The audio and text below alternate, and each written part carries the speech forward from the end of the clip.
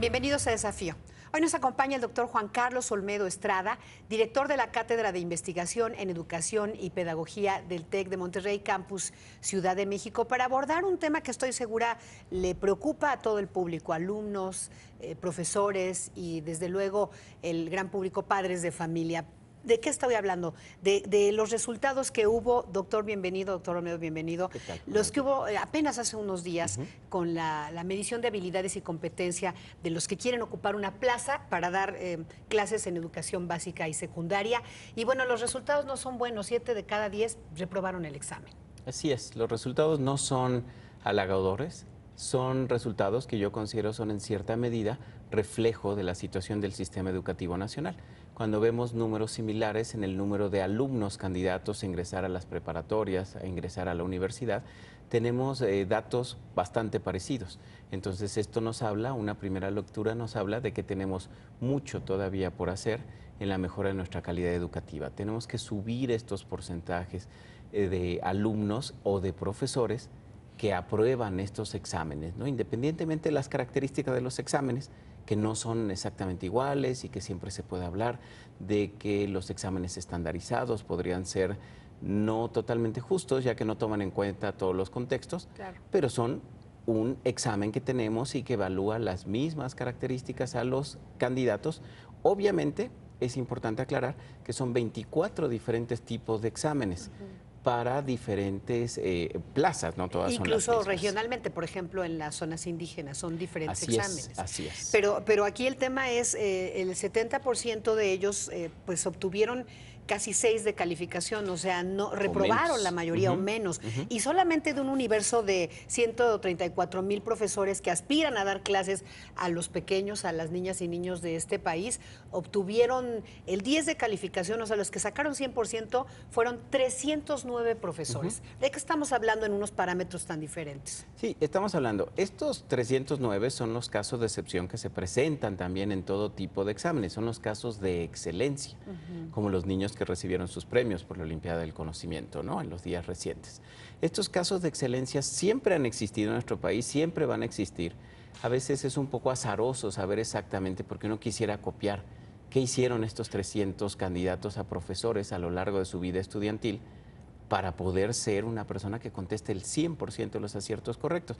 Y es muy interesante entrar a ver la vida de cada uno de ellos, pero también vamos a encontrar que no es igual y que no hay una sola fórmula de éxito y hay, entre otras cosas, esfuerzos, seguimiento, muy buenos profesores en el camino, a lo mejor encontraron una infraestructura educativa adecuada, padres que independientemente del estrato socioeconómico estaban cerca de los niños y entonces vamos creando estos casos de excepción, además de los talentos naturales, por supuesto que hay.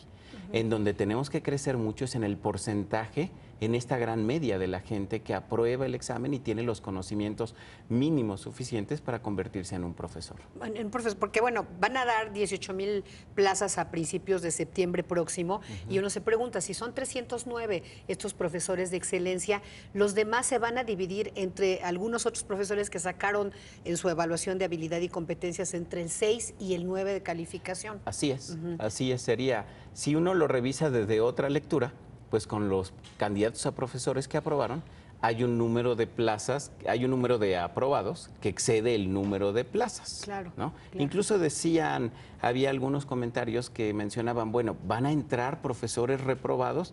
Pues no, el universo de profesores que aprobaron es mayor.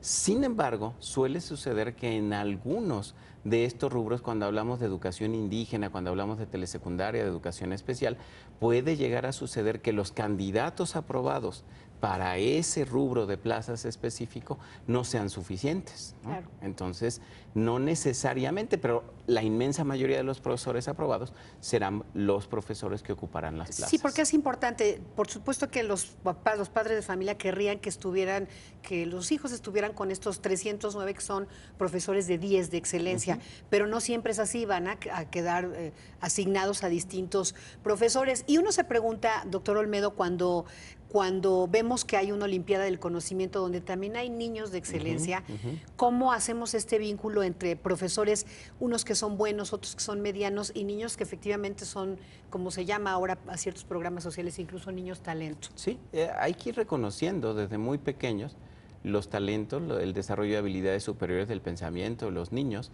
que cuando se encuentran con muy buenos maestros desde el preescolar, desde la primaria, ellos empiezan a detectar a estos niños y después estos adolescentes talentos. Por supuesto que hay que trabajar muchísimo con ellos, pero hay que trabajar con todos los demás. Quizá no todos, o en ningún país del mundo, todos los niños llegan a un nivel de talento y de excelencia, siempre son una minoría en cualquier parte del mundo.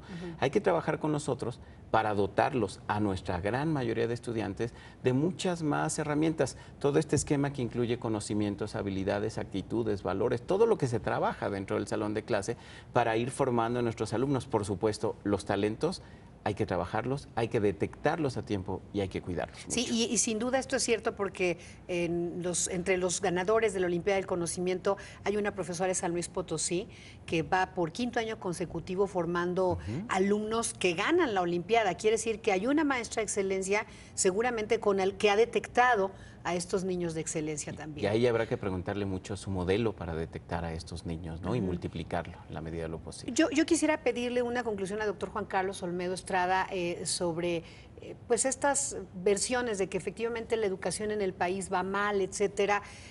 Vemos como estos contrastes justamente entre las pruebas de habilidad de los profesores, los niños de excelencia de la Olimpiada del Conocimiento. ¿Cuál sería como una conclusión de cómo está en general la educación en México? ¿Si ha avanzado en la última década? ¿Nos hemos quedado rezagados? ¿O en comparación con quién estamos viendo mal? Avanzamos despacio. Desde que México es miembro de la Organización para la Cooperación y el Desarrollo Económico, México se mide entre las economías más importantes del planeta.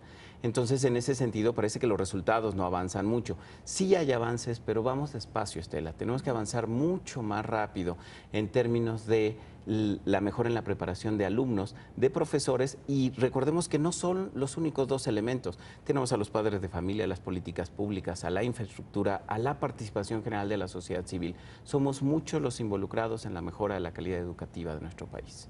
Pues ahí está, vamos avanzando despacio, pero vamos avanzando y gran parte de lo que ocurre en las aulas también está vinculado con lo que está ocurriendo en casa, así que también hay una responsabilidad desde luego de los alumnos, pero también fundamentalmente de los padres de familia. No solamente se van a la escuela y allá se hacen cargo, también corresponde a lo que ocurre en casa y desde luego a las políticas públicas. Muchas gracias al doctor Juan Carlos Olmedo Estrada, director de la Cátedra de Investigación en Educación y Pedagogía del TEC de Monterrey, Campus Ciudad de México. Muchas gracias. Gracias, Estela, a tus órdenes.